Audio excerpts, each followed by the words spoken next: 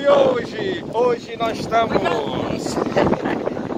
na praia de Beberibe, mais uma vez. Essas mulheres aqui, ó, nunca tinha dado nessa praia de Beberibe. E hoje elas estão aqui se alegrando. Vamos ver você, o que você está achando desse passeio? Eu amei esse passeio de hoje, foi uma benção. Por que, Marcelo?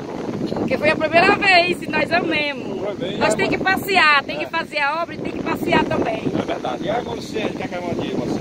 Oh, meu Deus, é só maravilha, pelo amor de Deus. Isso aqui é bênção do Senhor. É só benção, É né? só vitória, só Tá bênção. mostrando um masão desse aqui, né?